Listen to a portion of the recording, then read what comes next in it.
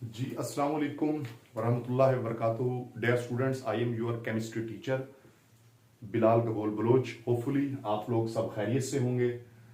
आज हमने जो केमिस्ट्री का टॉपिक पढ़ना है, क्लास फर्स्ट ईयर का बुक वन का टॉपिक है बैलेंस्ड केमिकल इक्वेशन के रिलेटेड। थ्री टॉपिक्स हैं, एक है stoichiometry, limiting reactant and yield.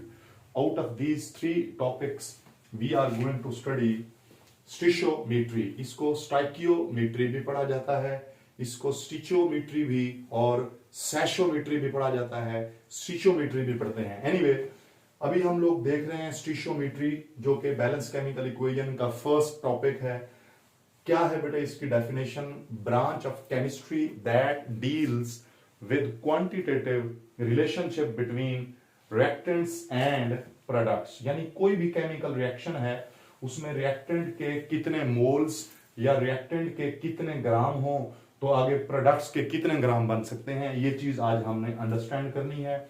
इसी को हम लोग जो है स्टाइकियोमेट्री पढ़ते हैं या स्टिशियोमेट्री। सबसे पहले बच्चों, बैलेंस केमिकल इक्वेशन एक स्टेटमेंट होती है जिसमें एलिमेंट्स को सिंबल से और कंपाउंड को उसके फार्मूला से लिखते हैं, और इस तरह रिएक्टेंट और प्रोडक्ट के दरमियान हम एरो लगाते हैं। तो ये तो होती है बैलेंस्ड केमिकल इक्वेशन। अब हम देखते हैं बैलेंस्ड केमिकल इक्वेशन हमें किन चीजों के बारे में बताती है और किन चीजों के बारे में नहीं बताती। देखें, बैलेंस केमिकल इक्वेशन हमें number of moles of reactant and product जरूर बताती है, but it has certain limitations. Out of those first one is कि it does not tell about, number one, rates of reaction नहीं बताती, और reaction की conditions ये नहीं बताती, ऑर्डर ऑफ रिएक्शन नहीं बताती, और ये मैकेनिज्म के बारे में नहीं बताती। इसके अलावा इसका एक और प्रॉब्लम है, वो ये कि ये एक थ्योरेटिकल वर्क होता है। It can be written for a change that never happens, जो कभी होती ही नहीं है। अगर यहां रिफ्लेक्शन पड़ रही हो तो ये मैं बता रहा हूं कि it can be written for a change that never happens, यानी एक ऐसी चेंज के लिए भी हम इसे लिख सकते हैं जो लेबोरेटरी में हम रिएक्शन परफॉर्म करने गए तो वो हुआ ही नहीं है। तो यानी ये एक थ्योरेटिकल वर्क होता है। एनीवे, ये बैलेंस केमिकल इक्वेशन की लिमिटेशन। अब हम आते हैं स्टिशियोमेट्रिक, जब कैलकुलेशन कर रहे हो तो वो कैलकुलेशंस कब करेक्ट आएंगी, उसके लिए हमने कुछ चीजें ध्यान में रखनी है। उनको हम लोग बोलते हैं स्टिशियोमेट्रिक अजम्पशंस। भले रियलिटी में ऐसा हो या ना हो, लेकिन ये कैलकुलेशन जो हम परफॉर्म करेंगे वो हम इन रूल्स को फॉलो करते हुए करेंगे, जिनमें पहले नंबर पर हमने हर सूरत एज्यूम करना है कि all the reactants are completely converted into products. For example 12 gram यहां कार्बन के हैं और 32 ग्राम ऑक्सीजन के हैं, तो ये आपस में रिएक्ट करें तो 44 ग्राम कार्बन डाइऑक्साइड बनेगी।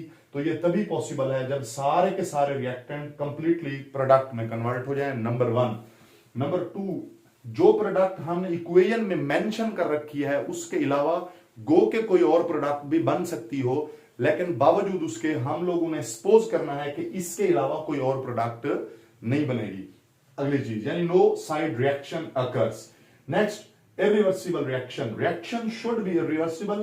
These calculations are only applicable to those reactions in which reactants are considered to be completely converted into product.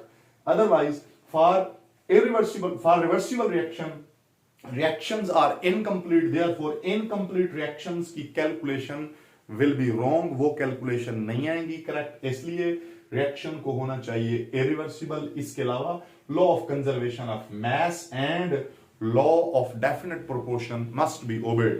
तो these are rules, these are assumptions, these are conditions, those should be applied during stoichiometric calculations. Next जो है वो हमारे पास है स्टिशियोमेट्रिक relationships.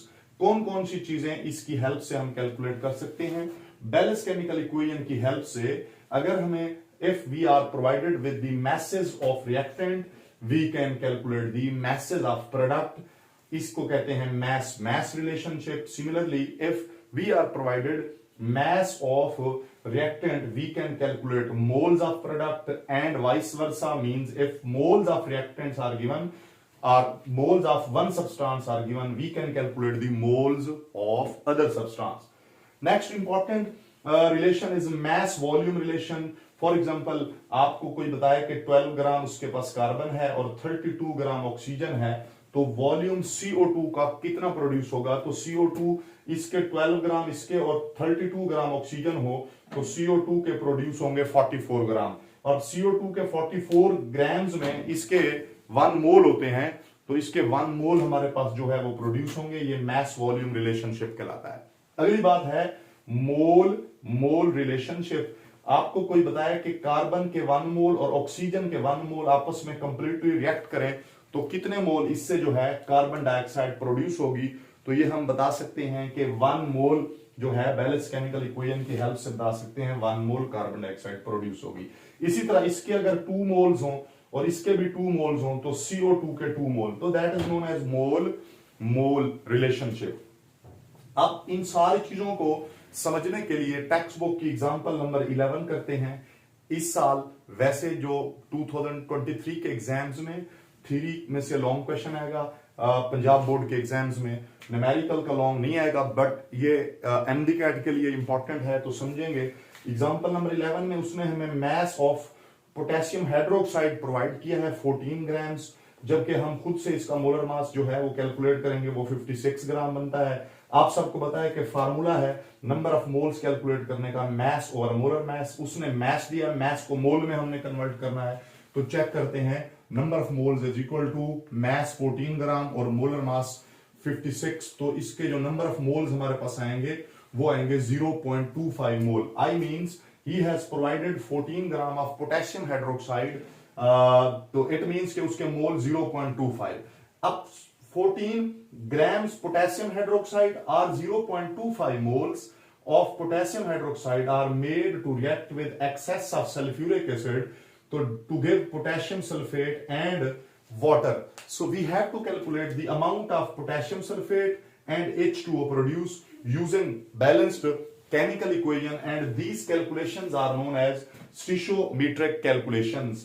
So first of all we have to construct balanced chemical equation potassium hydroxide H2SO4 sign of arrow potassium sulphate and H2O। याद रख लो बच्चों, इसमें जो चीज गिवन है वो है potassium hydroxide. First reactant comparison करेंगे with product, then first reactant KOH को कंपेयर करेंगे हम लोग potassium hydroxide first reactant product से।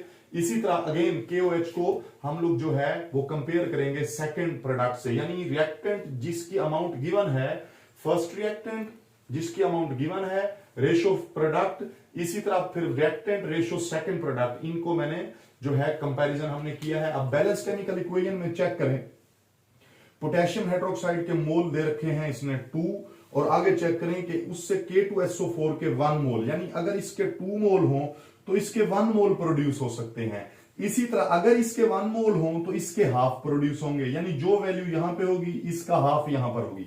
अब हमारे पास KOH के 14 ग्राम थे जिसमें मोल थे 0.25, इसलिए 0.25 KOH के मोल जो हमारे पास अवेलेबल हैं, अगर वो कंप्लीटली रिएक्ट करें सल्फ्यूरिक एसिड के साथ तो वी विल गेट 0.125। ये है 0.125 moles of K2SO4. So we have calculated number of moles of potassium hydroxide with the number of moles of KOH. इस तरह आप देखें, जब पोटेशियम सल्फेट के मोल्स का हमें पता चल गया तो पोटेशियम सल्फेट के मोल्स हैं 0.125, जबकि पोटेशियम सल्फेट का मोलर मास है 174। So moles multiplied by molar mass, देखें ये number of moles multiplied by molar mass, इससे हम लोग मास कैलकुलेट कर सकते हैं। तो मास जो K2SO4 का प्रोड्यूस होगा upon 14 gram reaction of 14 gram of KOH with H2SO4, K2SO4 produced will be 21.75 gram. तो एक चीज हमने कैलकुलेट कर ली। Now we have to calculate water, amount of water produced as well as its number of molecules. According to balanced chemical equation, 2 moles of potassium hydroxide can produce 2 moles of water. So 2:2, इसके मोल भी 2 और इसके मोल भी 2, यानी जो यहां value वो यहां सिंप्लीफाई करें 1:1 करें। KOH के हमारे पास 0.25 मोल्स हैं, 0.25 मोल्स अगर KOH के हों उतने ही मोल्स प्रोड्यूस होंगे, equal number of moles will be produce, that is 0.25। So 0.25 moles of KOH will produce 0.25 mole of water. So we can calculate the mass of water just like the mass of potassium sulfate. For this purpose, we have to multiply 0.25, which are number of moles of water multiplied by its molar mass, 4.5 gram amount or mass of H2O will be produced.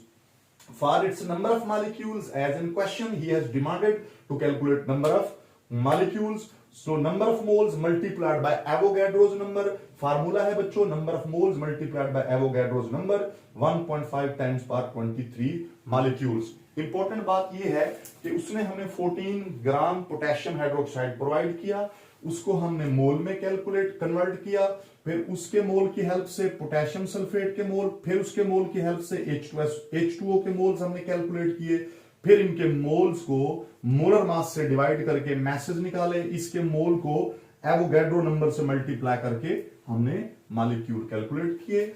आप लोगों को अगर ये video पसंद आई हो, ये video बनाने में बहुत मेहनत होती है, हार्ड वर्क होता है, अगर आप लोगों को ये वीडियो पसंद आई हो तो आप इसे लाइक करें, शेयर करें और अपने दोस्तों के साथ जो है ये अगर आप शेयर करेंगे तो उनका फायदा होगा और वो लोग जो स्टूडेंट एकेडमी या कहीं और नहीं पढ़ सकते तो उनको ये एक अच्छा मौका है ताकि वो भी लर्न कर सकें। थैंक यू वेरी मच, जज़ाकल्लाह।